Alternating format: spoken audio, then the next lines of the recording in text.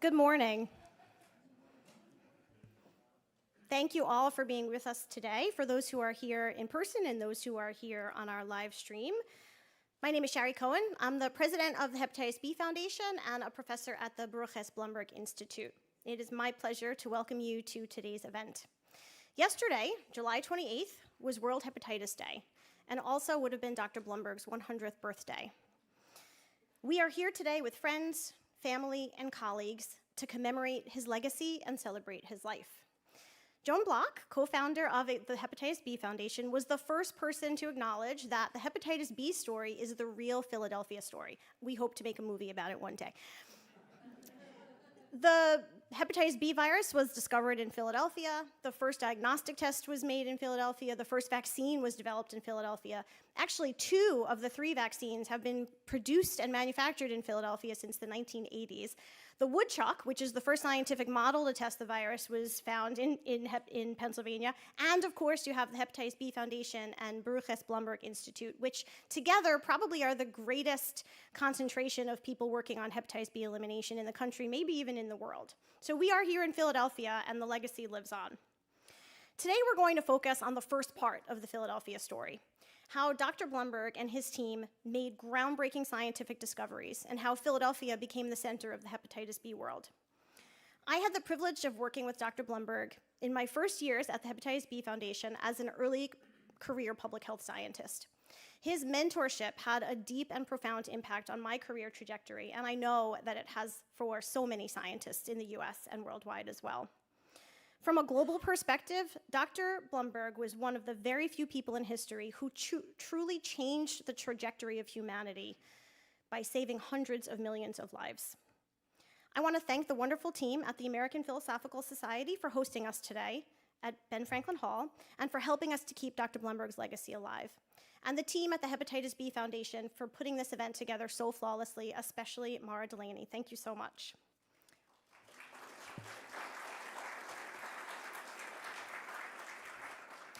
Today's event is being live streamed and recorded.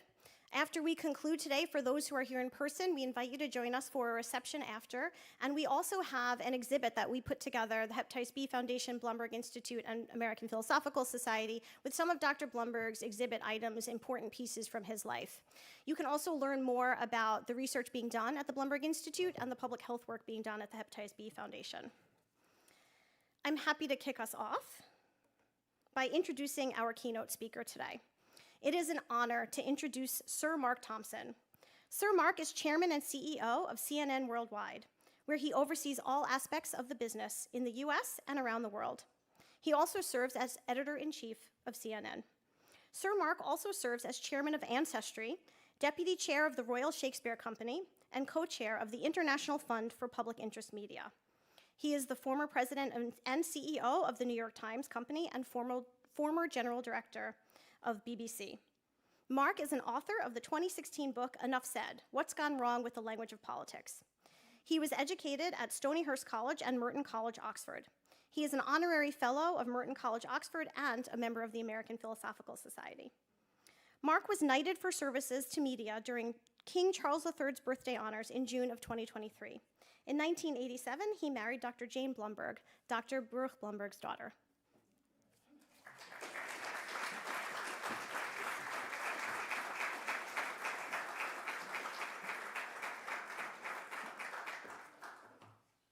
Okay, good afternoon, I want to say. Good afternoon, everyone. And as you've heard, you're beginning with a non-scientist, and kind of worse than that, a non-scientist who is, because I'm going to try and tell a story, will dabble in science. But I look around the audience and feel very confident because there are some incredibly distinguished scientists with us today. I also see Anna O'Connell, who worked for decades with Barry. So there are plenty of people to correct me and make sure you don't leave this getting the wrong impression about what happened. And I did know, as Barry's son-in-law and friend, I got to know Barry very well over many decades myself. And as you'll hear, amongst other things, spent a lot of time specifically walking with him. So let me begin my story. not at the beginning, but at the end, and right here. Those three portraits are hidden by the screen that you're seeing this picture on, but Barry's sitting in a chair just there.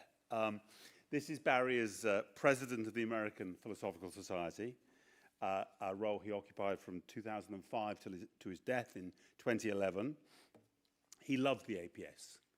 Barry he was an institutionalist, he loved institutions, he loved this institution, and all the friendships he had here. He loved the APS and its unique culture and place in this country's history.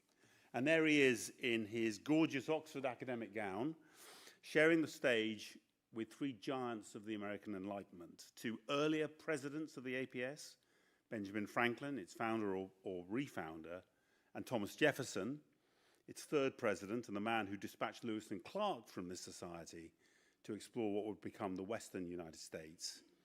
And finally, one lowly APS member, George Washington, in many ways the founder of this country. Now, some of us might feel a little awed in that company, but as you can see, Barry doesn't look awed in the slightest. He looks at home. Barry never forgot that this country was founded not just by lawyers and business people and landowners, but by scientists and intellectuals, Enlightenment intellectuals, who saw the advancement of knowledge and reason as a central national mission.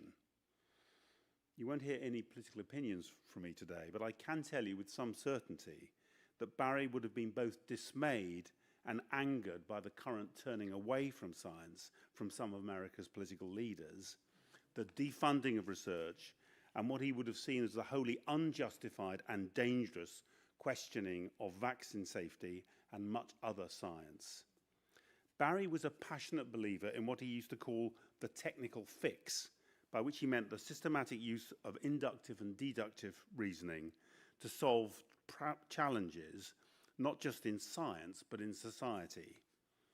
And he saw the technical fix as a particular American strength that didn't just confer a vital competitive advantage on this country, though he was a capitalist and he thought he did just that, but also something which could benefit the entire world. And he would have regarded the current hostility to it as an act of national self-harm. In this commitment to practical knowledge, of the three gentlemen behind him on the wall in this picture, he's probably closest to Franklin, with whom he also shared an intense pride in Philadelphia and a polymathic interest in every kind of knowledge and culture. But he was perhaps a little less willing than Franklin to divide knowledge cleanly between the useful and the abstract. Take his own critical field and lab work, gathering and then trying to understand polymorphisms. You'll hear that a lot, I think, today. In other words, naturally occurring inheritable genetic variations in human and animal populations. Quote, the study of inherited variation was basic, non-goal-directed research designed to illuminate a natural biological phenomenon, he says in his book, Hepatitis B, The Hunt for a Killer Virus.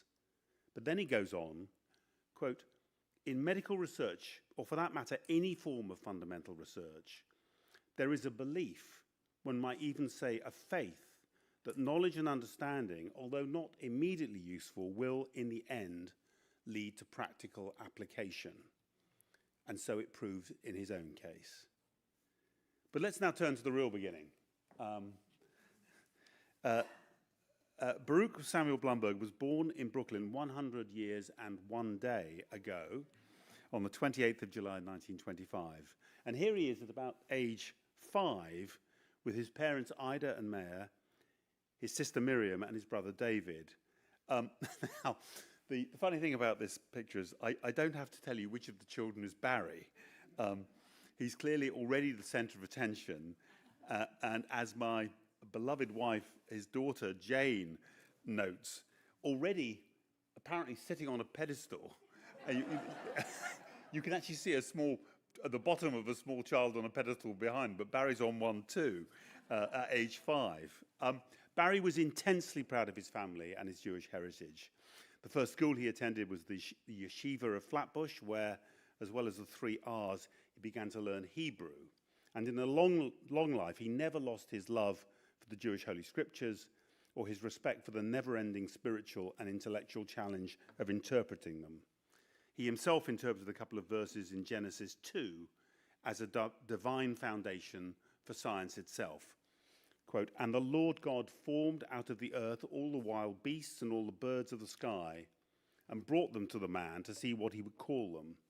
And whatever the man called each living creature, that would be its name."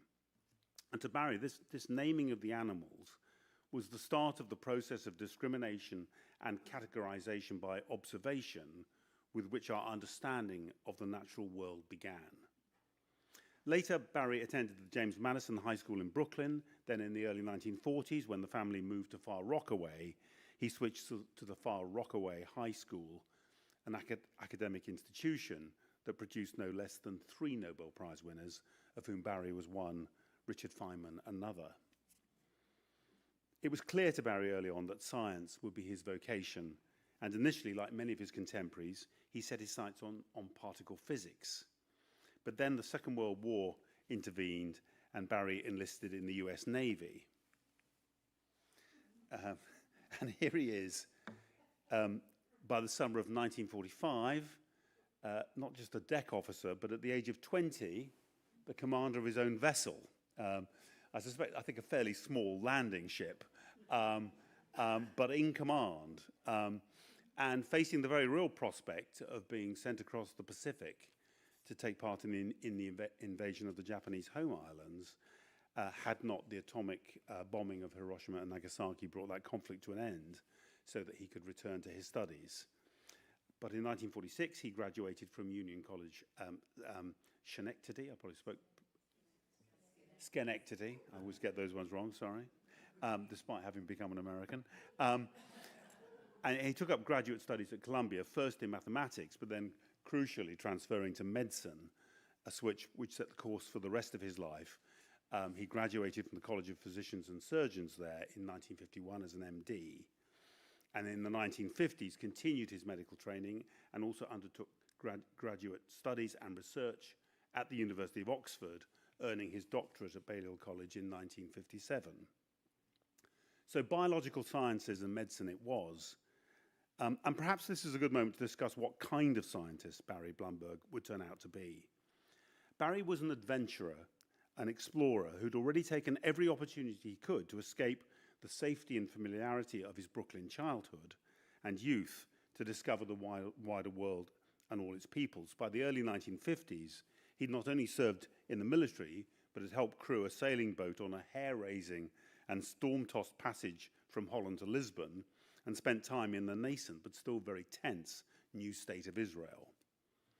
In science, his 2 great heroes were 2 scientist explorers, Humboldt and Darwin, colossuses for whom the process of discovery began not with theory, but with the closest possible observation of nature in the field.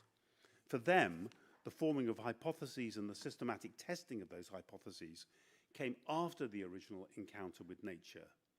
One corollary of this approach was that in an age when the majority of research scientists were already specializing very early in their careers, and that trend would intensify in the decades to come, Barry instead aimed to be guided in his ultimate research target by what he observed and discovered. And so he put his boots on and headed out into the world. And there he is, early on in a quest that increasingly focused on those genetic variations, polymorphisms in the human population, gathering samples, but also meeting and talking to and trying to understand different communities and different continents and cultural settings, from urban and suburban America to jungle and savanna, from Suriname to Australia. This is the scientist not as lab rat, but as Indiana Jones. And here, brought them, are a pair of work boots. And we think probably, it's quite hard to tell actually, but probably the very boots in the photograph there. And if you want to come and feel them afterwards, you'll see they've had quite a lot of wear. And indeed could do with a polish. He was a great polisher of shoes actually. And they're only one of many pairs of boots worn out in a lifetime of walking and listening and talking. Barry loved to walk and watch and listen and converse. And even what was meant to be downtime, he'd never be in an armchair for long, but it was by the door putting on his boots or his bicycle helmet. In winter, he'd put it on over a thick woolen bobble hat, which he then pulled very tight under his chin with a chin strap, which must have kept him very warm, but also gave him a somewhat frightening look. And when I think of him like that, out and about walking and talking. I remember very clearly my daughter, who can't be here today, Emily, aged probably no more than 6 or 7, being taken by Barry out into the Maine woods to study wild animals and insects and flora and fauna. And by the time she was 7 or 8, they, together with some other friends, started assembling a botany of the summer home. Something Emily never forgot, and she had shared a little bit of that instinct. She's now just beginning her 2nd year as a fellow in hematology oncology, so that it's stuck in that case. But we walked everywhere, and Barry himself, in other settings, walked with an Irish friend around the streets of Dublin, in the footsteps of James Joyce's Leopold Bloom. He was a great lover of Joyce and Ulysses. Later, once he won his Nobel Prize, he met Saul Bellow, I think won the Prize for Literature in the same year, and Saul Bellow would take him on walks around Chicago, the city that Bellow had made his own. I walked with him from one side of England, the Irish Sea, to the North Sea, the other side, the coast-to-coast walk in England. We walked with other family members along the Sentiero degli Dei, the Path of the Gods, high above the Amalfi Coast in Italy, over endless favourite stretches of the Appalachian Trail in Maine, and many other places as well. But from the time of this photograph onwards, there was a lot of walking, as well as flying and journeys and jeeps and trucks and goodness knows what, as well as a lot of bench science in Barry's professional life. At Oxford University, as well as America, he worked with colleagues to collect and analyze variations in polymorphic serum proteins in Basque, European, Nigerian, Alaskan populations, amongst others. Serum, I'm sure most people here know better than I, is the fluid clear element in blood. And by the, he says this in the Nobel Prize lecture, by the late 1950s, Barry said he was acquiring, quote, some skill in mounting field studies. And they were discovering new polymorphisms in both animal and human populations. In that lecture, he says, quote, from these studies and from those of other researchers, the richness and variety of biochemical and antigenic variation in serum became strikingly apparent.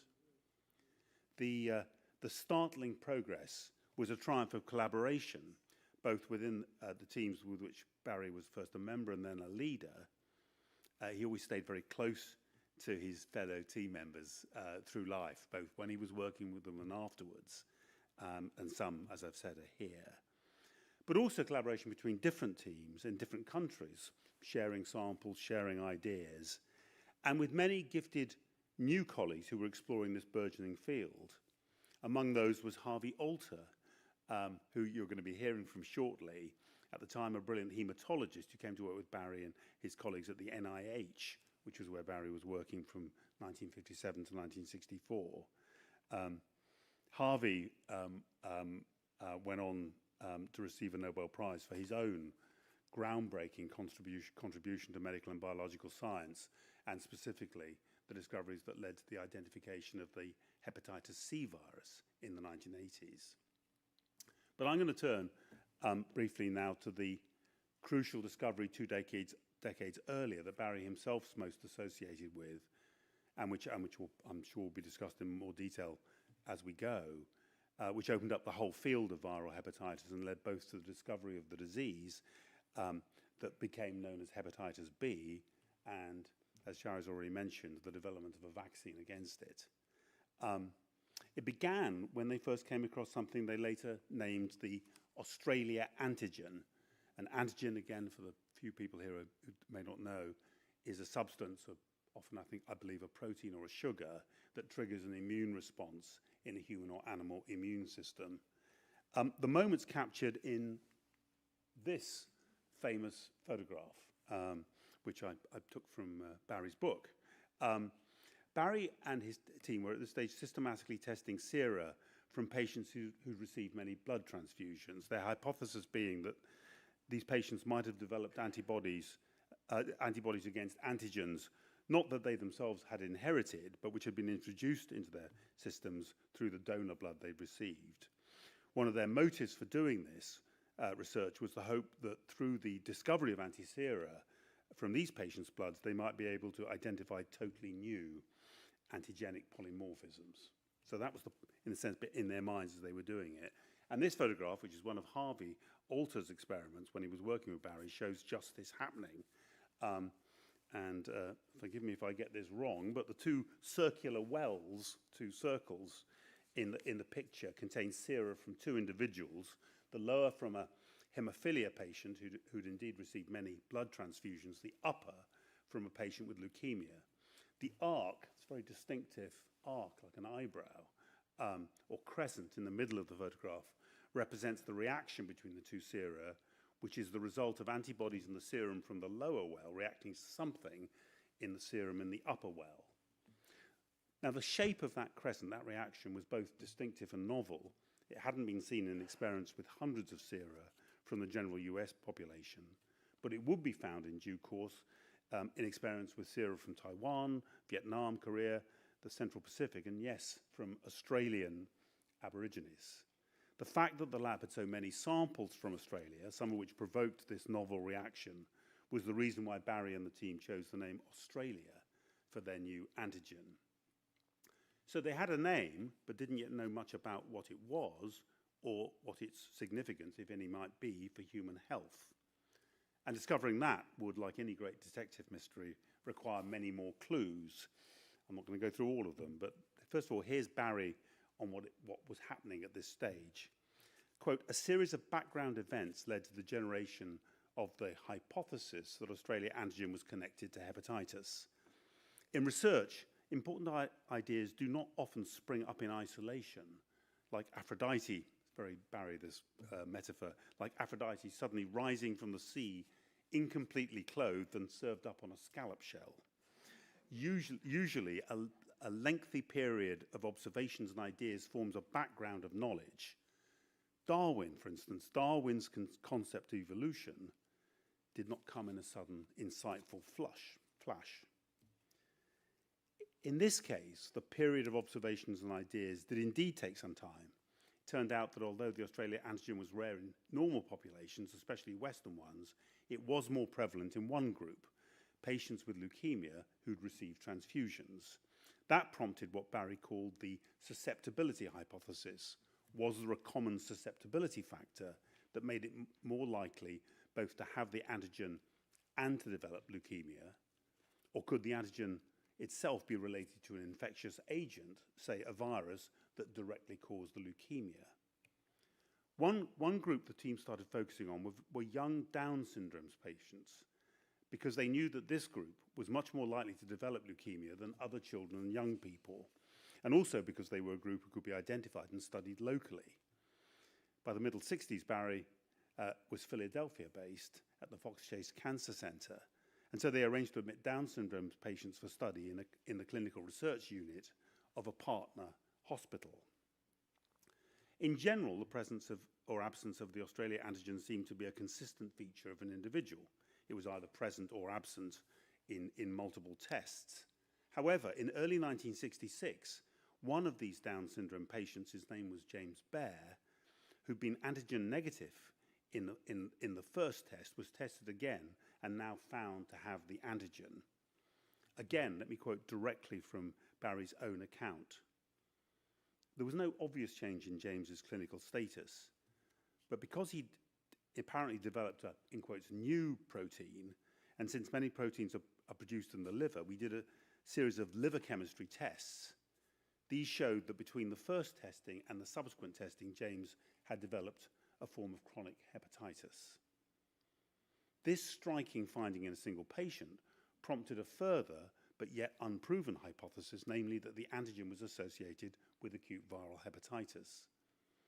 And over time, the team was able to gather more and more evidence of a link, and by the end of 1966, Barry and his colleagues had enough confidence to publish a report that stated, quote, "The discovery of the frequent occurrence of the antigen in patients with viral hepatitis raises the possibility that the agent present in some cases of this disease may be Australia antigen or be responsible for its presence." This paper triggered research by other teams around the world, and the link between the antigen and hepatitis was further substantiated by multiple studies relatively quickly. I want to add just one side note at the time. In this era of science, sometimes, unfortunately, scientific and clinical researchers would treat patients and subjects and population groups with a lack of humanity or respect, or treat them merely as a means to an end. Barry and his colleagues always tried to establish relationships of partnership and respect with those they worked with. He was often able to help the communities who gave him samples of blood, help them with other health issues, and in the case of James Baer, developed a continuing relationship both with that patient and his parents and the rest of his family. It's a real mark of the way Barry was a doctor, and he never forgot that doctors have patients and you treat patients with respect. Given what was now recognized as the high probability that donor blood containing the antigen was much more likely than blood that did not transmit hepatitis, and the fact that it was possible to screen blood shortly for the antigen, Barry and his team quickly moved to exclude individuals with the antigen from blood donations in the hospitals where they were working. By 1969, they developed an assay to detect the presence of the antigen in blood, and the practice of screening for the antigen quickly became established across America and the world. This led to novel new ethical dilemmas, some of which were harbingers of the AIDS crisis of the 1980s and 90s. If a health worker's blood turned out to contain the antigen, for example, should or shouldn't they continue to work with patients? For Barry, this was an example of what he called in a later paper written with the sociologist of clinical research, René Fox. He called it the Daedalus effect, after the great artificer of Greek legend. Each discovery or invention to solve one problem creates a new question or challenge or problem of its own, and the process never ends. This collaboration with René Fox, by the way, is a good example of the sheer breadth of Barry's own interests, which spanned disciplines and extended into culture, theology, and the history of ideas, though always, in Barry's case, with that bias towards the particular and practical rather than the purely abstract. The story of Barry and hepatitis has many more chapters, which I won't cover in detail. Above all, of course, the ultimate development of a vaccine against hepatitis B, which was approved by the FDA in the 1980s.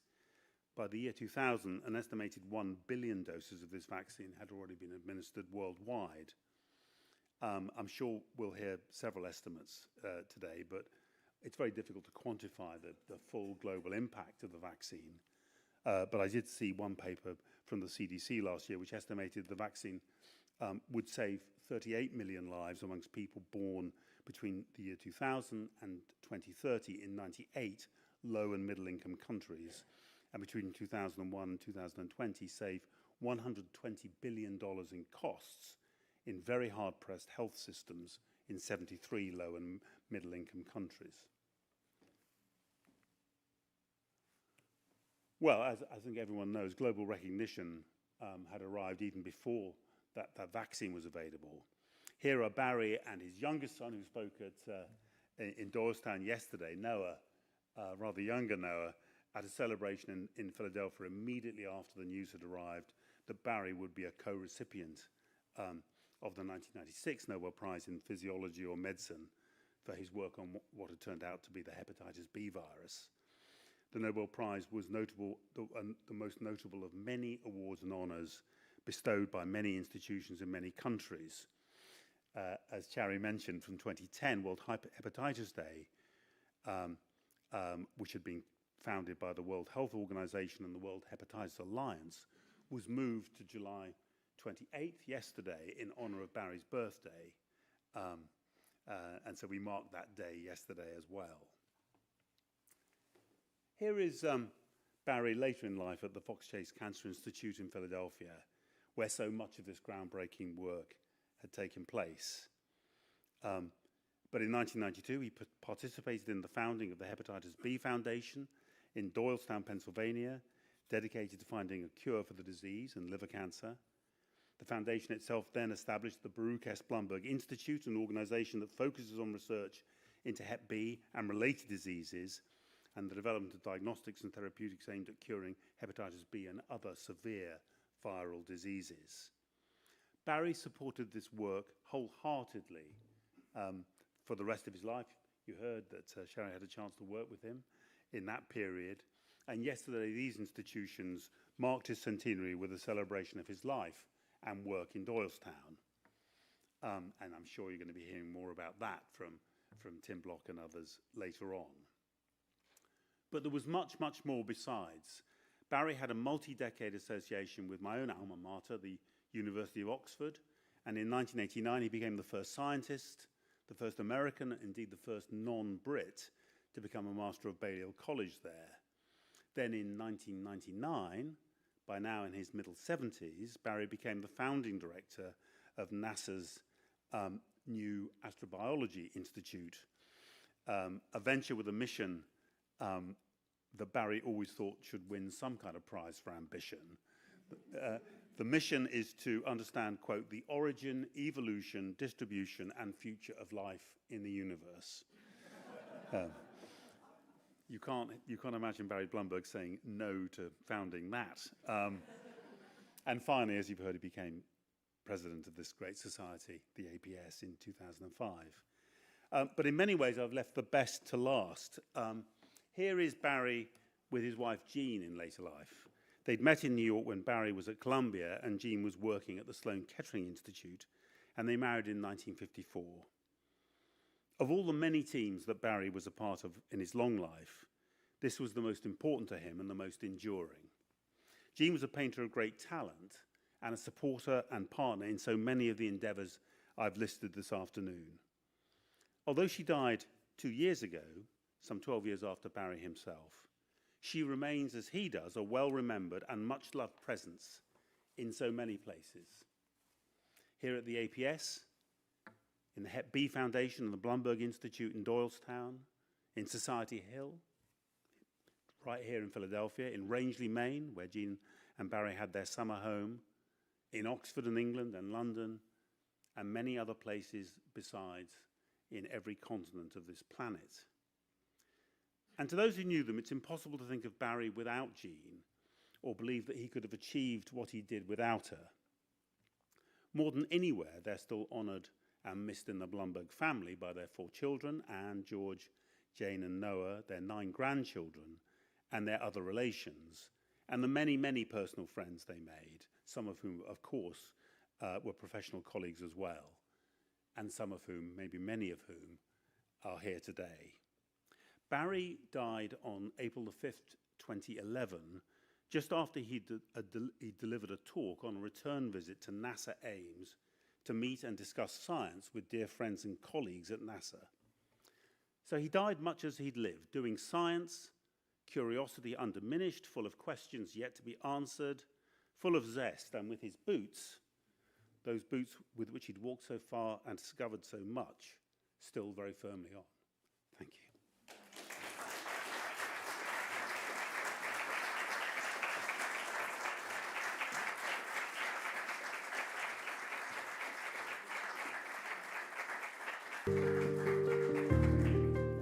I love Barry. I met him in 1989 when he joined the Glycobiology Institute. I enjoyed every minute we were together, but we never seemed to have enough time. It was marvellous to travel with Barry.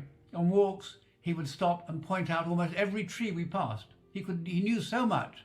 He could talk to anyone about anything. We shared many thoughts about our families and about each other, thoughts which I've never shared with anyone else. I've never had such a great friend as Barry. Barry believed in inductive rather than deductive research. His Nobel Prize was a direct result of this philosophy. He'd travelled the world, far and wide, collecting serum samples, which eventually led to the identification of the hepatitis B virus and the subsequent development of the vaccine. Barry was very much an explorer and pioneer, like two of his heroes, Lewis and Clark. As Shakespeare says, his life was gentle, and the elements so mixed in him that nature might stand up and say to all the world, this was a man. Charlie Rice here. I wanted to say a few words on the occasion of Baruch Blumberg's centenary celebration. He was really quite a remarkable scientist and human being. And I'll never forget this interview quote that I found, and that Barry said. He said, "Saving lives," he said, "was the whole point of his career." Well, it is something that I always wanted to do, he said. This is what drew me to medicine. There is, in Jewish thought, this idea that if you save a single life, you save the whole world, and that affected me. So I wish that all of you a sort of a fantastic celebration of this remarkable individual, and hopefully in another not too distant future celebration, we can celebrate a better way of actually curing chronic hepatitis B.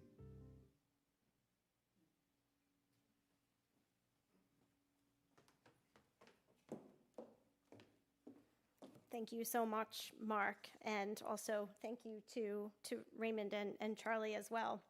It is now my absolute honor to introduce our next speaker. Dr. Harvey Alter is a virologist known for his significant contributions to the discovery of the hepatitis C virus. He was also part of the team, as you heard, that worked on the discovery of the hepatitis B virus. His work, particularly his research into transfusion-associated hepatitis, led to the development of crucial blood donor screening programs that have drastically reduced the incidence of transfusion-transmitted hepatitis. He basically helped to make our blood supply safe in the US. He was awarded the Lasker Prize in 2000 and the Nobel Prize in 2020, along with Michael Houghton and Charles Rice for their joint discovery of the hepatitis C virus. Dr. Alter?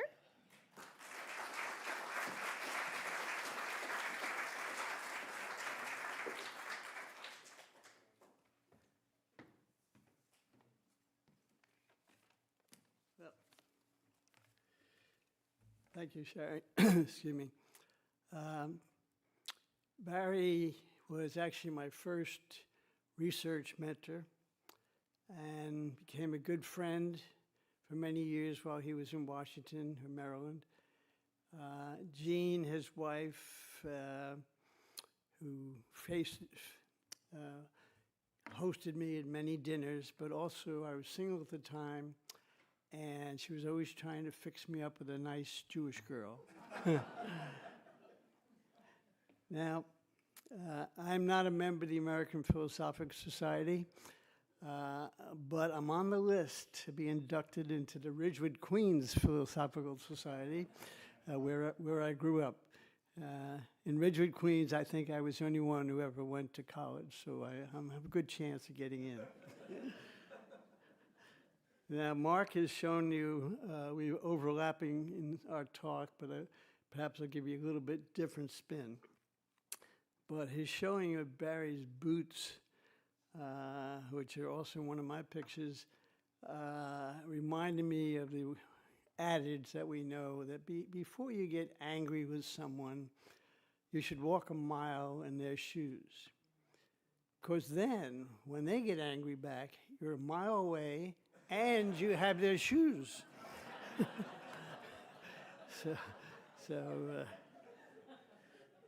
Now, let's do a slide here. So this debonair chap, there's going to be some overlap in our pictures, but this is a youngish Barry Blumberg. At this point in his life, he was trying to decide whether he should go to Hollywood with his good looks and win an Academy Award, or stay in science and win a Nobel Prize. Now, had he gone to Hollywood, we would not be here today, so I'm glad he made the right choice. This is Barry's family, as you see, with his parents and his siblings. And Mark made the observation that here he is already on a pedestal.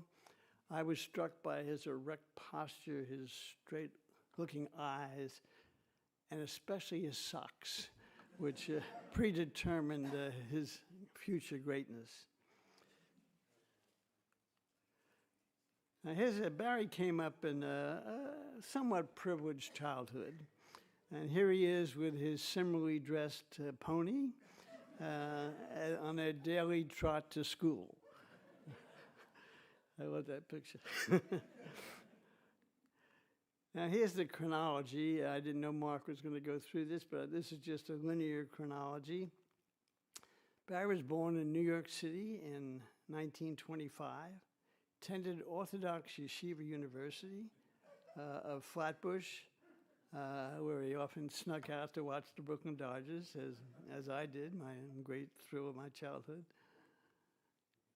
In 1943, he enlisted in the Navy, and he basically turned the tide of World War II. In 1946, he got his BS in physics at Union College. Interesting that he began with physics. Then he did graduate work at Columbia. He studied math and physics again, so he was on a different track when he suddenly switched to medicine. And Barry said that was by strong urging from his father, that when chronic, people were different and people's responses were different.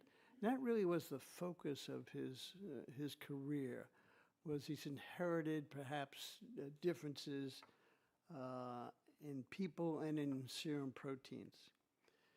In 51, 53, he did a medical residency at Bellevue, where you really learn medicine, I'll tell you, at Bellevue. And then he did a fellowship in arthritis at PNS. And finally, in 54, he marries his classmate, Jean Lieberman, has 4 children. We're blessed with Jane here today and her family. So I met Barry in the early 60s. I was a young NIH fellow. Had neither a project nor a mentor, really. I was on my own, and I had to come up with a project, and I decided to look into inherited differences in serum proteins that might be the result of transfusion reactions. People get fever and chills after transfusion. We knew they happened from red cell incompatibility, white cell incompatibility. And I said, well, maybe they also happen from plasma protein incompatibility. And I used aerogel diffusion, which you just saw, and looked for antigen-antibody reactions that would result in that precipitating line that Mark showed you. One day, Richard Astor, who became a very famous platelet immunologist, but was in the blood bank with me at that time, he said, I heard this interesting lecture by a guy named Baruch Blumberg, and I'd never even heard the name Baruch except in Hebrew school. And he said, he's doing pretty much the same thing you're doing. You ought to go talk to him, which I did the very next day. Met with Barry. He was very approachable, very easy to talk to. In fact, he talked a lot. He was a very chatty guy, could talk on any subject. But we hit it off, and we set up a collaboration. He had these serum samples, and I had the patients at NIH that I could follow. And we just established a collaborative project, which in those days, in the early 60s, was very easy. You had no approvals, no nothing, no protocol. You just did what you wanted to do with NIH.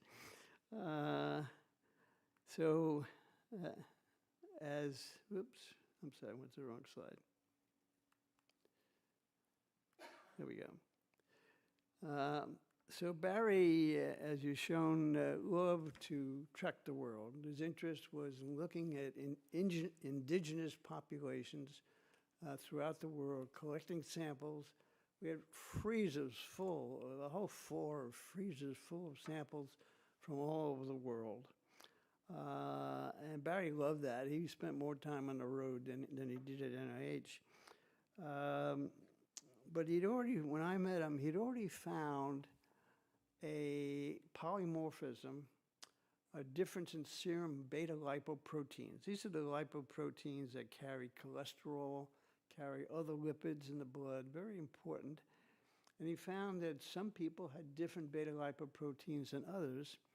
And characteristically, those precipitin lines, which were white, turned blue with a lipid stain.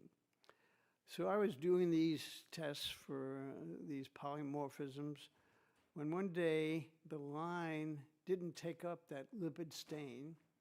Instead, it turned red for a counter stain for protein.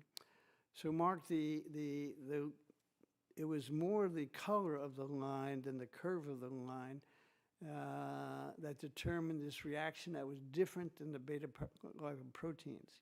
It turns out that in one well was this blood from plasma from a hemophiliac patient, been transfused innumerable times. Thus, it had many, many exposures to other people's proteins.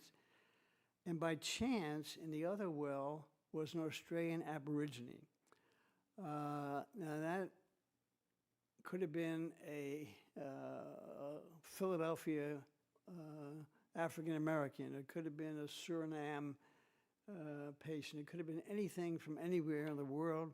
Just that particular day, by chance, we were looking at Australian Aborigines, found this red antigen. In fact, the first name for it was the red antigen. That's what we called it. Then we thought maybe we should call it the Bethesda antigen because of the place where we found it. And Barry said, no, they're naming hemoglobins by the place where the patient came from. And that's how it got the name Australia antigen. So my first job then was to look at patients in the clinical center at NIH, as well as the samples that Barry had. And this was instructive in that we had found that this antigen was present in 10% of Australian Aborigines. But when I looked at healthy blood donors, it was only 0.1%, 1 in 1,000. When I looked at other diseases besides leukemia, it was also very low, 0 to 1%. But in leukemics, it was 10%, very high. So Barry, who was always hypothesizing, he had this wall chart in his office of, this is my hypothesis, this is how it turned out, it wasn't right, this is what we did next. And the whole wall had this chart in it. So he started hypothesizing about this, why leukemics? His hypothesis was wrong, but it led to the right answers. He thought as a geneticist that this would be a gene that predisposed one to leukemia. And in fact, the first paper published in JAMA was a new antigen in leukemia serum. And we even postulated in that paper that this might be a part of a leukemia virus. People thought then, and maybe still now, that leukemia could be due to a virus. But that was that first link to leukemia. People ask, who's Sam Bisnick, the third author in that paper? Sam was a technician in a lab who very shortly thereafter left the lab and became a commercial airline pilot. So now we got this link with leukemia. So then Barry comes up with this idea. Well, if this is genetic and it predisposes to leukemia, let's look at another disease that has a genetic predisposition to leukemia. And that is patients with Down syndrome, formerly called Mongolism. So he studied patients with Down syndrome And by this time, he had left NIH. He was in Philadelphia. And Tom London, Linda London's here. Tom London was very instrumental in these studies. They found a high prevalence of the Australia antigen in patients with Down syndrome. So it looked like this had confirmed his hypothesis of a genetic relationship to both leukemia and Down syndrome. But he did another experiment that was crucial. He looked at Down's patients in different environmental settings. And he found that if you were in a large institution, which many of these patients were, that they had a 28% antigen positive rate. But if they were in small institutions, it was only 3%. If they weren't institutionalized, they were home with their parents, it was 0%. And if they were newborn, it was 0%. So this was not genetic. This was a function of the environment, living in crowded conditions, unsanitary conditions, as these institutions were. So this suggested not an inherited disease, but an acquired disease that was dependent on the environment. So that was the first clue that it might be an infectious agent. So this was a very critical study. So getting on to the chronology, in 57, 64, he was at NIH at that time, and that's where the discovery of the Australia antigen occurred. In 62, he meets Alter and almost decides to give up research.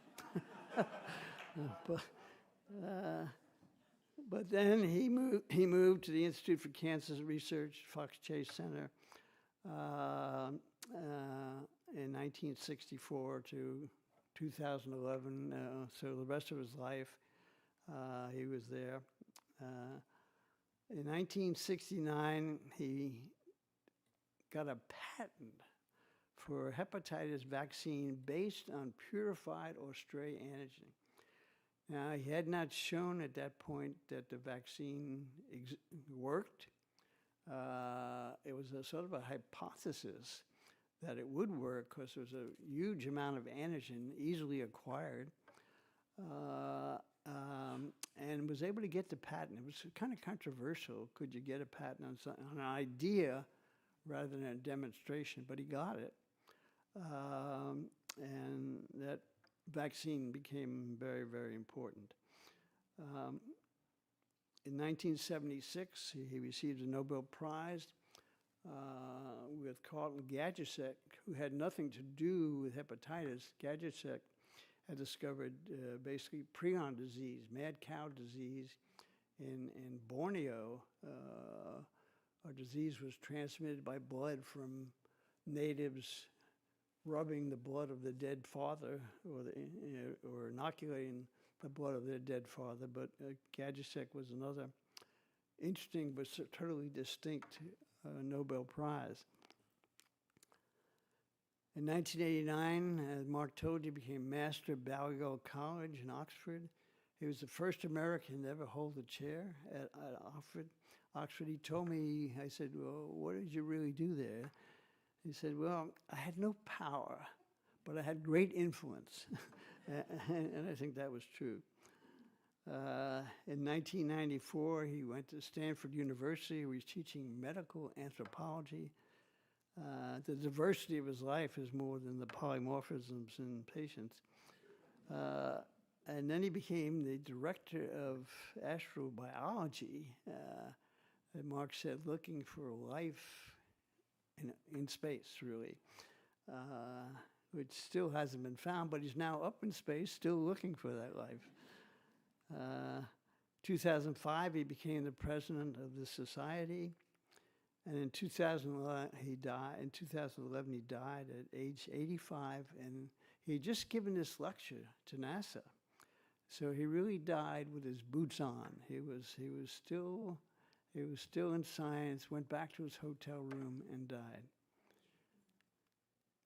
This is a picture of Hippocrates, the father of medicine. I show that because the great similarity between Hippocrates and Blumberg. Hippocrates had glasses, which had not yet been invented. and Blumberg had a beard, they would be almost identical. So in a tribute to Barry, I once wrote that Barry was a complex, brilliant, imaginative, adventurous, tenacious, and dedicated. He was a deeply philosophical man of eclectic interests and myriad accomplishments. He was a Nobel man. So thank you very much. It's a pleasure.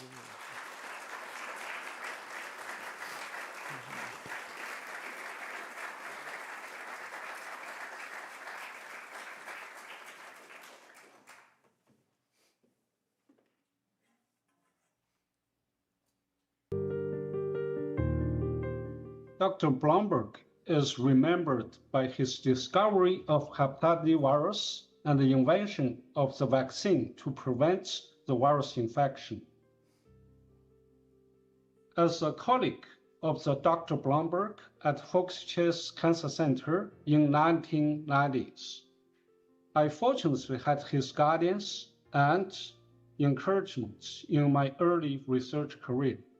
Now, as the president of Baruch Blumberg Institute, cure of chronic hepatitis B is our primary goal of research and drug development. I believe the best way to celebrate the life of a great scientist, physician, and mankind, Dr. Blumberg, is to eliminate hepatitis B virus infection in humans, which is currently on the way. When I first met Dr. Blumberg was in the summer of 1971. I myself, having finished 3 years pediatric oncology fellowship, I needed a staff position in Philadelphia, but there was no opening. I found Dr. Blumberg's name in Institute for Cancer Research. So I flew to Philadelphia, met Dr. Blumberg. At the end, he suggested he would create a position as a temporary research physician. Well, that research physician appointment went 2 more years extension, then indefinite. So I ended up staying with him for 17 years, enjoying every day. He has been one of the best mentor, helped my early career, and good colleague, teacher, and very close friend. I owe him a lot. Thank you.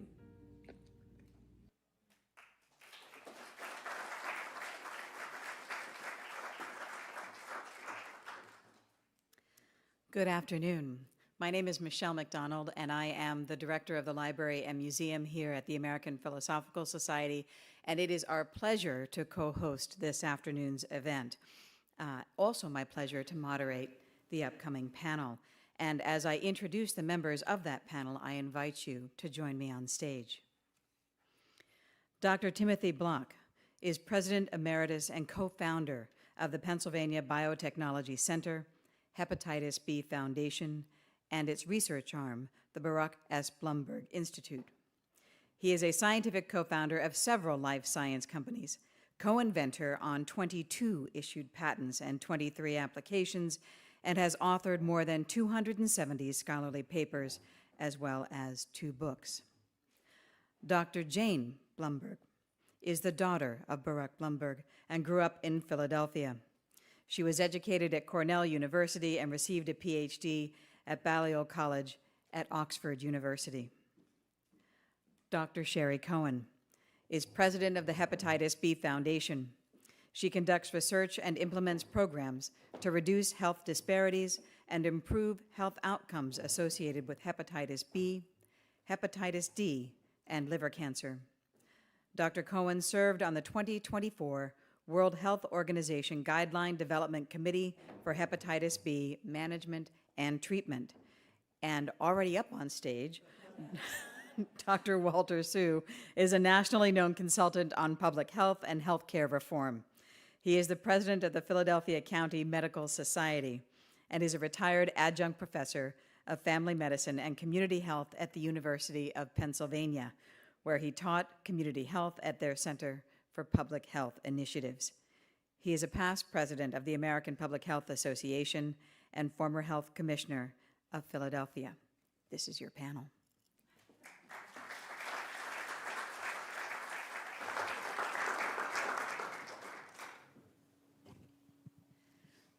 My first question is for Dr. Block. Dr. Block, can you share the story of how you came to know Dr. Baruch Blumberg and his role in starting the Hepatitis B Foundation? Oh, well, thank you for the question. It's an honor to be up here.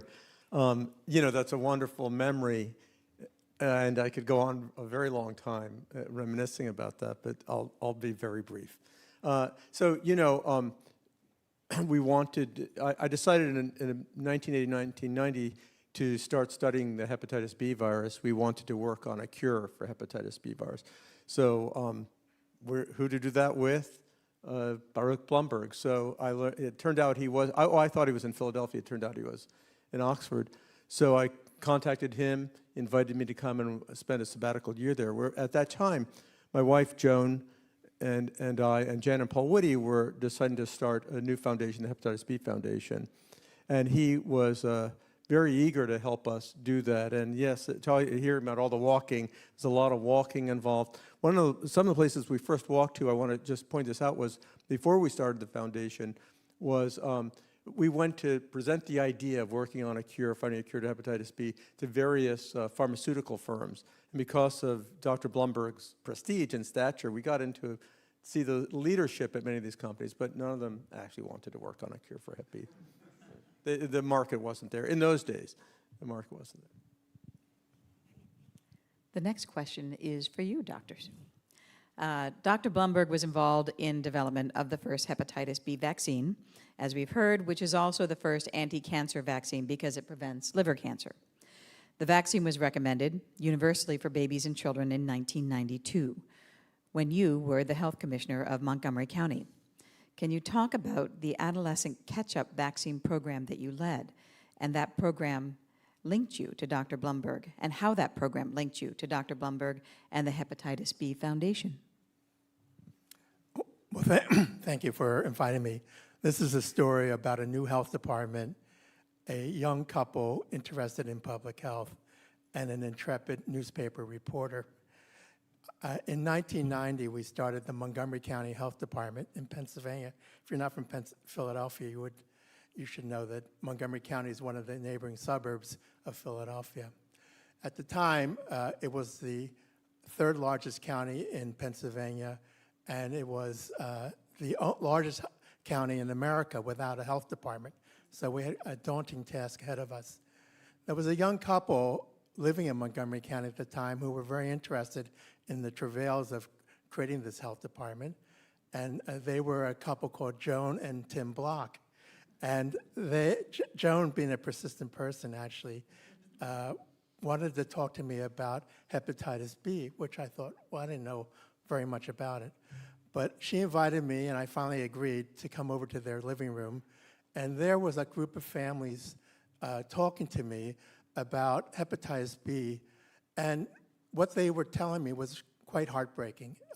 They told me that they had families whose kids were actually being discriminated against because it's hard to hide the fact that you might have hepatitis B. You know, kids get nosebleeds or they cut themselves. And the word spread quickly that, you know, maybe this kid had hepatitis B. And people would not sit next to the kids in school buses. Kids wouldn't eat with their children at the school lunches. And it was really becoming quite a problem. This is, I should tell you, right before the hepatitis B vaccine was announced.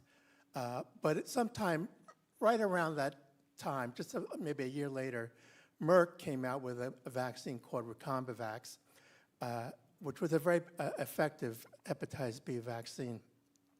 And, you know, the idea of maybe doing a catch-up program occurred to all of us that this might be an opportunity where we could actually do something for the school kids and change sort of the nature and stigma that was around hepatitis B. So I remember talking to one of the newspaper reporters about some of my ideas about what we would like to do in the future at the Montgomery County Health Department, and one of them was through this catch-up program for Hep B. But as the new health department, we were already straining the budget of Montgomery County, and we were told, do not ask for any more money. So we went to the budget hearing. Now, there was this intrepid newspaper reporter who had heard the story that I had mentioned before about Hep B and catch-up. And she was like every good local journalist, which unfortunately is sort of a dying breed in America today. She would go to all the budget hearings for all the departments. And when the health department came up, she came to the hearing, and her name was Peggy Gibbons. She worked for the Times Herald in Norristown, and she said, she heard the presentation, and the commissioners kind of heard our budget and then said, is there anything else you would like to do? And, she said to me, what about that program for vaccine that you were talking about earlier? And the commissioner said, what are you talking about? So then I explained this hepatitis B catch-up program, and she said, and she had her pen in her hand ready to write down what he was saying. He said, how much is this going to cost to run this program? I said, well, I don't know, maybe $30,000 to buy the vaccines. We would administer it. It was a company, Merck, that was in Montgomery County, so we would be helping a Montgomery County business. Well, that really was a smart thing to say, let me tell you. And he heard that, and he said, well, why don't we do that? So it was her question, really, the fact that she asked that question, and she was ready to write something about it in the paper that allowed, I think, us to get the additional money to pay for the hepatitis B catch-up program. The idea, of course, was that we would go to the middle schools, we would give every year, 1 year after another, the hepatitis B vaccine to every middle school in Montgomery County. And then we also knew there was the birth cohort of people who were getting the initial birth vaccine. And each year, as the kids who were birth cohorts finally became middle school students, we would actually have completed the entire program, and we would have caught up and allowed changing the equation or the feeling about what hepatitis B might mean in Montgomery County. And I think actually today, as we see, it has changed our thinking about and the stigma and discrimination that came with hepatitis B because of the vaccine that Dr. Blumberg helped put together. So that's my comment.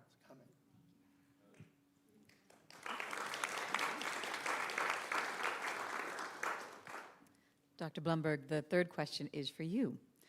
Your father spoke often about how he appreciated your work with him on editing his book, The Hunt for a Killer Virus. Although he had an editor at Princeton Press, he especially valued your thoughts and insights. As a daughter and a professional writer yourself, what did you learn about your father while working with him on his memoirs?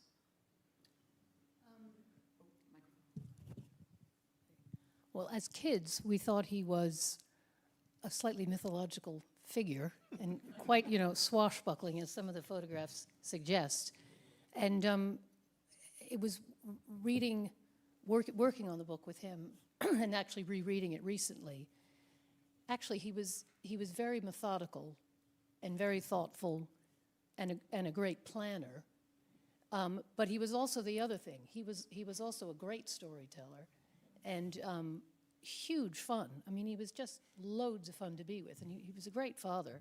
But the kind of adventure and the planning and the caution, it really struck me that that's actually also who he was. And he had this idea about science, and he talked about it a lot, that you don't focus on a particular goal, and that it's important to observe the whole world in a kind of general way. Also, that was an excuse to get out and go. And he read lots of adventure stories when he was a kid, King Solomon's Mines, and he wanted to really explore the world. And that part of him, and the kind of tension between the being driven as a scientist and his impatience to get things done, that was sort of who he was, and that came out in the book pretty powerfully. And I did urge him to try to talk more about himself, which he really was reluctant to do. He wanted to stick to the science, and I think I prevailed, as well as the editors at Princeton University Press, to bring himself actually into his own story. So, but rereading it, I think he did that. It's a good read. Dr. Cohen. Dr. Block talked to us about the formation of the Hepatitis B Foundation. Can you talk about the public health and community work that the Hepatitis B Foundation has conducted here in Philadelphia? Yeah, yeah, sure. So in the early 2000s, it became abundantly clear that most people in the U.S. who had hepatitis B hadn't been diagnosed or tested. And vaccination rates were really low. And we started to talk to people and realize that there were a number of challenges towards diagnosis, including stigma, low awareness among communities, low awareness among healthcare providers and healthcare systems. And so we figured the best way to work on hepatitis B in Philadelphia was to go into communities. And so luckily, we have some co-founders in the room. So we started in 2008 a local coalition called Hep B United Philadelphia. And so it was co-founded by Joan Block, Dr. Gong Chen, who went on to the FDA after that, and Walter Su. And we basically spent 2 years knocking on doors of local community leaders and healthcare providers in the Asian communities in Philadelphia and the African immigrant communities in Philadelphia and said, here's what's going on, can you help us? And we spent, from 2008 till now, spent dozens and dozens of weekends and evenings going into communities, into church basements and restaurants and local clinic sites, even social service fairs, cultural festivals. People would roll up their sleeves and we would offer free screening, free education, culturally competent, linguistically competent education and awareness, working to break down stigma, working with local community leaders. And since then, we've definitely done direct education to at least 10,000 people throughout Philadelphia. We've offered free screening probably to over 6,000 people and have really increased vaccination rates. I think probably the most important thing we've done in Philadelphia is create a model by which other cities around the U.S. then base their work. So we've been able to use Philadelphia as this is what works, this is what doesn't, and here's how others do it. We now have a coalition called Hep B United. We're in 29 states around the U.S., and we're helping others to take what we learn here in Philadelphia and really have kind of put hepatitis B on the map, I think, and engaged communities around the country to sort of take up. If no one else was going to take up the cause of hepatitis B, then we in the community were going to do it. And it's still being run today, so Dr. Catherine Freeland now runs and directs Hep B United Philadelphia along with Michaela Jackson, and together they're making sure that everyone in Philadelphia should know their status for hepatitis B. If they have hepatitis B, we help them find care, and if not, we help them get vaccinated, and we're very pleased to continue that work. Just like that, we are back on schedule. So we have time for a couple more questions, and then I'm going to be opening it up to the general audience for questions. But before I do that, I know we said we weren't going to get political, but this is for any of you, how do you think Dr. Blumberg would have felt about this current time of tremendous scientific innovation, but also scientific vulnerability? Anyone want to start? He would have been really thrilled with the speed and kind of dedication around COVID that vaccine was created in such record time, and it's such a great vaccine, and the collaboration that made it possible. He would have been so excited about that, but he would have been absolutely horrified by what's happening now. And he was a very optimistic person and did not get down about many things, but I think he would have found this a really difficult moment and would have been angry and not despairing, but horrified is the right word, I think. I think you would, yeah. Okay. And then what is one way that we can continue to carry on Dr. Blumberg's legacy into the future? Well, that other question was easier. Well, I mean, I think that, set an example of curiosity, believing in science and facts and research and supporting research. And of course, so many of us here were mentored by him in one way or another. And his legacy continues to be I think the commitment to life and optimism, research, curiosity. I always felt kind of bad about myself thinking I didn't really measure up because he was so general and broad, and I tried to be so focused. I'm actually not that focused, but when I think about it. But his philosophy was, as Mark Thompson, her husband, was speaking, was to look at everything, and Harvey Alter got into that too, how he sampled. And in my little vignette here, I'm reminded of how he took me on a walk with my son through the Pine Barrens, and could identify anything. He used so much information, and then would, of course, deduce. That's really his message. I think a love of learning, commitment to people, and an optimism. But I certainly agree with you, Jane. He would be tested by today. Oh, he would also be thrilled by AI. I mean, he would be the first. He was using email. Anyway, early on. I mean, he kind of,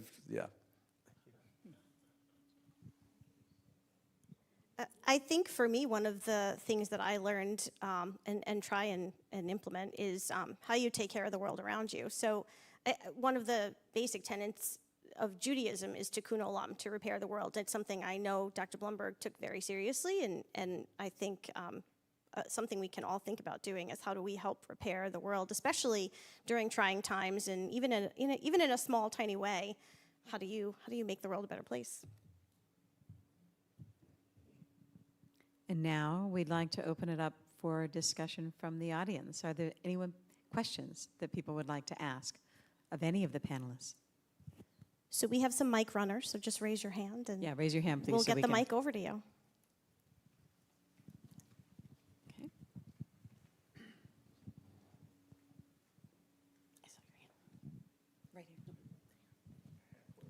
here. Yeah, a great panel discussion. It was very informative. Something I forgot to say in my talk that I wanted to add is, Blumberg wrote this book, The Hunt for a Cure Virus, but I wrote a book, The Hunt for an NIH Parking Space. No, it was a great session. Thank you. We had a question. I wanted to ask you all, with the information that's coming out of the Department of Health right now, which is questioning birth dose of hepatitis B and whether to continue it, what that impact will have in getting vaccines to people in the community in terms of how it affects insurance, how doctors get their information, how you all see making sure that all those lives that have been saved continue to be saved. Well, I'll make this comment that the ACIP recommendation for birth dose hepatitis B really was aimed at preventing perinatal transmission, and many pregnant women do not know that they might actually have hepatitis B and are chronic carriers. So the fact that we actually have this birth dose has been really life-saving in many ways in helping to prevent what could be a chronic hepatitis B and/or possible liver cancer sometime in the future. So I think right now hepatitis B, measles and mumps and rubella, they're kind of like big things that have the public attention. The public doesn't really have the full appreciation of hepatitis B. They don't understand maybe about why would we give this birth dose. And so they're sort of throwing out this trial balloon of saying, maybe, we should look at this again. And I hope that one of the reasons why we have this forum today, and we need to be all speaking about this, is that this is a disease that has been enormously successful in trying to reduce or prevent perinatal transmission of hepatitis B, and we should not mess with success, frankly. I don't know, you want to say something? Yeah, just to build on that, hepatitis B is the leading cause of liver cancer worldwide. About 1 million people every single year, 1.1 million people every single year die from hepatitis B-related disease, primarily related to liver cancer and cirrhosis. And hepatitis B is primarily transmitted mother to child at childbirth, and as Walter said, the only way to stop that is giving the birth dose. So before we had universal birth dose in the US, about 18,000 babies and young children every single year in the US were infected with hepatitis B. You're basically saying on the first day of your life, you deserve to get this infectious disease. We're not going to prevent you from getting it. So by the way, since we've been giving the universal birth dose, we've decreased infant and childhood hepatitis B infection by 98%. So we went from 18,000 kids a year in the US to almost 0 kids in the US that are infected with hepatitis B. And so what an incredible success that is. And so we've now saved all those kids from lifelong fear and anxiety and stigma and discrimination and worrying about dying early from liver cancer. So what I would say, and I think Mark brought up that over 1 billion doses of the hepatitis B vaccine have been given over the last 50 years. I don't know of anything that's been better tested in the world. We have more safety data on the hepatitis B vaccine than probably anything else worldwide. We know it's safe and we know it's effective, and I agree with Walter that we should all be shouting from the rooftops that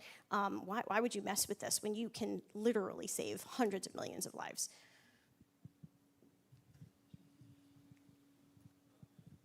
Hi, I'm John Chernoff. I'm the director of the Fox Chase Cancer Center, where Barry worked for so many years.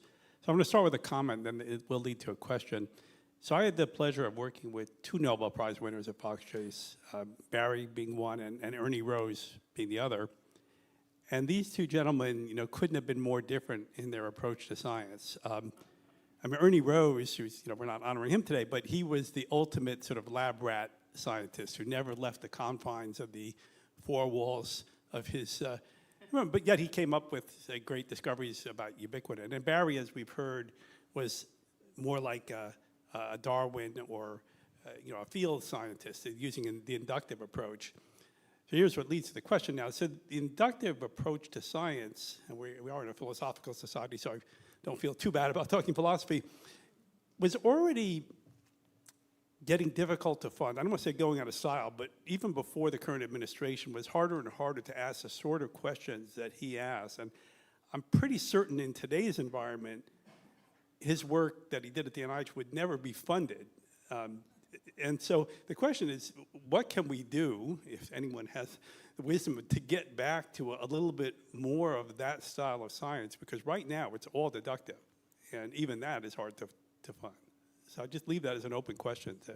Well, that's a great point, and you're absolutely right. And Barry was among the first to admit that his kind of work and approach would not be funded in today's environment, or last decade's environment. You're again, this idea, almost philosophical approach, broad approach towards science with open minds. I don't know. It's a model, and it's kind of disappearance of that model is all over the world, not just in the United States. And the only way that I could think of it would have been for organizations like the NIH to actually make a special effort to encourage and invest in that kind of thing. Or you can have, there are now some very well-funded foundations that could, not thinking of the Hepatitis B Foundation, you can help make it well-funded, but there are foundations that are, I think, more committed to that kind of generalist inductive approach to research and discovery. It would have to come almost from the private sector. I think, and he was very much aware that his approach was pretty rarefied, and even at the time that he was very, very lucky indeed, and knew that his the director of Institute for Cancer Research at the time, Tim Talbot, was incredibly generous and had complete confidence in his approach and encouraged him to do it that way. Yeah, Anna can testify to that. I will just add, while the microphone is coming over, not for large-scale projects, but the APS does still run a fellowship program for field research. We give out about 300 awards a year, usually for more junior scholars or for beginning research, but we are having a conference on the future of field research this fall. So if you're interested in participating, it will be a hybrid event, so you're all more than welcome. The event is already on our website. And I believe this will be the last question for the Q&A. Oh, well, I'm not going to say a question. I'm going to say that working more than 40 years with Baruch Blumberg and Tom London, the thoughts of how to do research was something that Barry always discussed. He always had conferences every Friday morning, and you better show up. And he always discussed multiple research projects within his knowledge and with what we were doing. So he was always connected to us. And he, as Jonathan just said, knowing Ernie Rose as well as I did too, because my ex-husband worked for him, I was acquainted with more than one Nobel Prize winner. But Barry was always informative, always asked questions, and always knew what we were doing. And that he and Tom always knew what was going on, and that was important. I don't think people realize how much time you have to spend. Harvey does, because he spent a lot of time in research. When you do research, you spend a lot of time, and you need the people around you to talk to and to discuss what's going on. And Barry was good at that, very good at that. I fibbed. I'll let one more comment. I'm sorry, I fibbed. Just want to say of all the things that have been said, obviously are correct about Barry. The one thing that he left me with was the need for persistence. The Australia antigen story could have ended at the very beginning. We had a new antigen. What did it mean? Nobody knew. It didn't excite anybody at that point. But Barry spent years and years and years, hypotheses, failures, new hypothesis, and stuck with it for the big payoff. And that's the thing, that was his strength. But that's the thing that's now not happening anymore. Same with hepatitis C. It was 40 years, 30 years from beginning to end. You could not fund these things. You don't know where things are going to go at the beginning. And there's no room anymore to fund these long-term perspective or observational studies. And that's everything is now is short-term, drug-directed, which you need, but the basic science part and the translational part is getting diminished, and that's very sad. Well, I think we have one more set of videos. Did we want to clear the stage before we run these? Okay. Thank the presenters.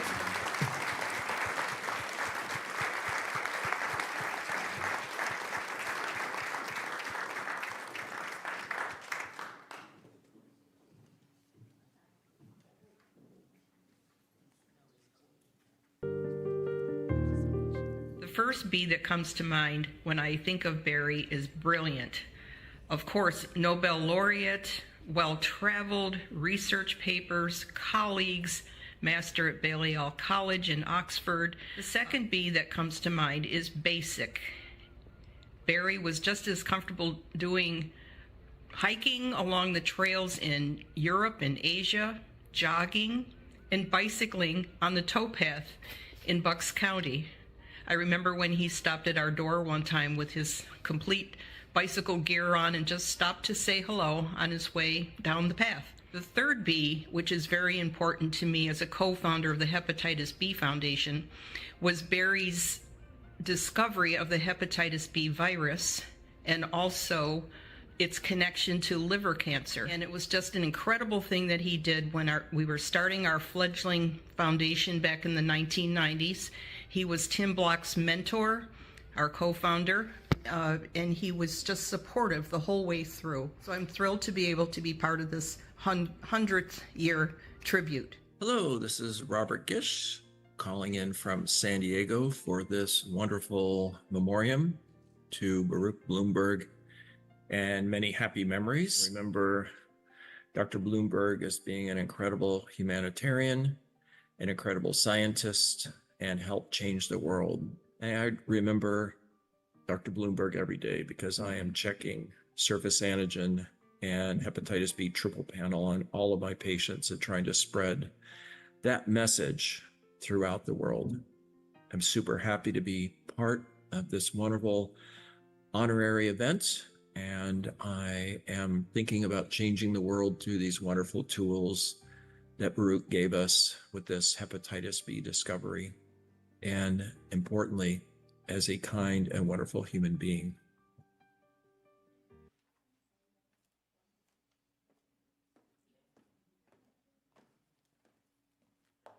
So I rather abruptly ended the panel conversation. Can we have a round of applause, please, for the speakers? Thank you.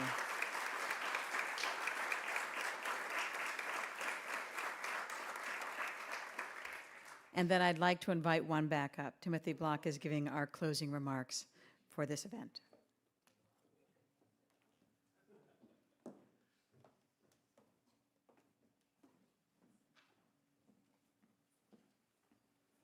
Well, first, thank you to the APS for providing this great venue and for the organization and words. Thank you very much.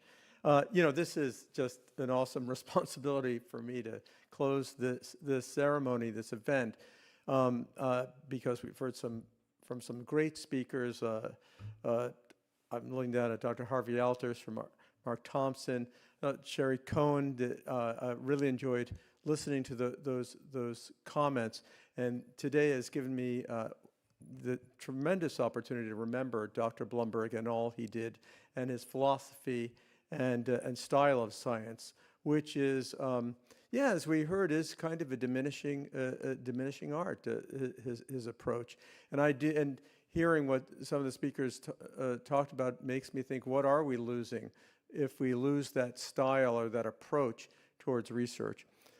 But we're lucky that he was able to do what he did and create so much momentum in science.